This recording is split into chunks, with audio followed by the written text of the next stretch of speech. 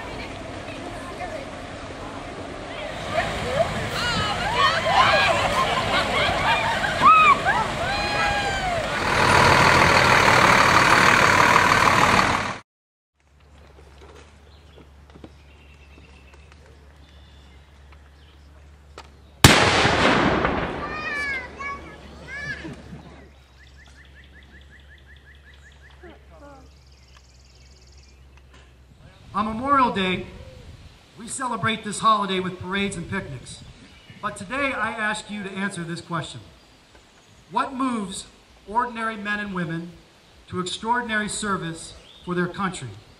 What moves American heroes to make the ultimate sacrifice? What moves a country to defend the freedoms that it holds dear? In reviewing the countless letters that have come home from these fallen heroes since World War I, historians at the American Legion have found that there are some basic reasons why people, ordinary citizens, are called to service of their country. They do it for a strong national defense, to keep America strong and safe and secure. They do it for their fellow comrades, because fighting side by side with some of your best friends is something that gives them a great sense of value for their nation. They do it for the core values, for God and for family and for country and patriotism. They do it for their children so that we can grow up in an America that we're proud. But I believe there's a little bit more something to it. Generations of Americans have come to this shore because they believed in a dream in a country where you worked hard, persevered, and maybe struggled a little bit. You could achieve whatever you dreamed of. Americans also knew that this is a place where hopes and dreams could be encouraged. It's a place to grow. It's a place to create a family. But more importantly, it's a place that we can be free. That freedom, that spirit about us, that American spirit, I believe, is what drives ordinary men and women to extraordinary service for their country. It's a type of spirit, that American spirit, that is spoken in every battle that this country has fought in, and from every generation. Whether it be First Lieutenant Ashley White Stump, who served our country so admirably in Afghanistan, talking to Afghan women, laying the foundations for a broader approach of the type of diplomatic support that's going to take us into the year's future. In Kandahar province, that extraordinary service is what defines America. It's because of her American spirit, or the American spirit of Leo Schilling from the Second World War, who drives this nation to be what we are today. Brave Americans who stand up today and serve all of us. This holiday is for all of us, I say, so that we will remember. We will remember the service and the sacrifice, remember their lives. The pages of American history are spread across many people's lives, but none more telling than the men and women who have left their home to serve our land, our freedom, and protect our identity as Americans.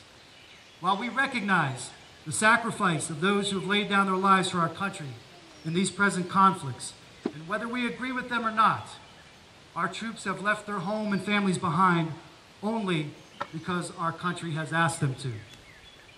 Whether it was the War of Independence, the War of 1812 fought on the waters here in Ohio, to World War I, World War II, Korea, Vietnam, the Gulf War, the War on Terror, and these present conflicts in Iraq and Afghanistan, generations of Americans have answered that call.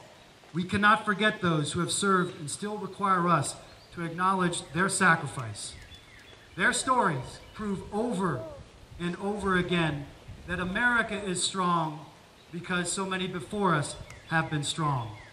Let their lives be a motivation for all of us as we search for meaning in our everyday lives for freedom.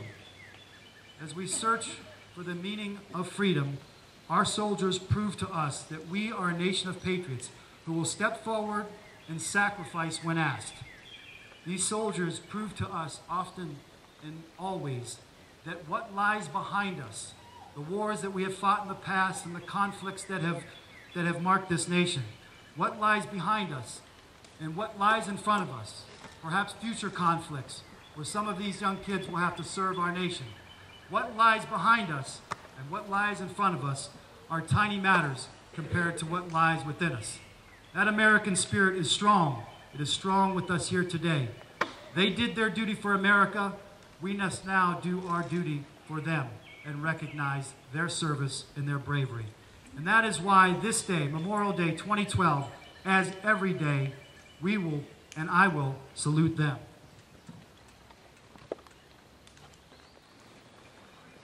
God bless America.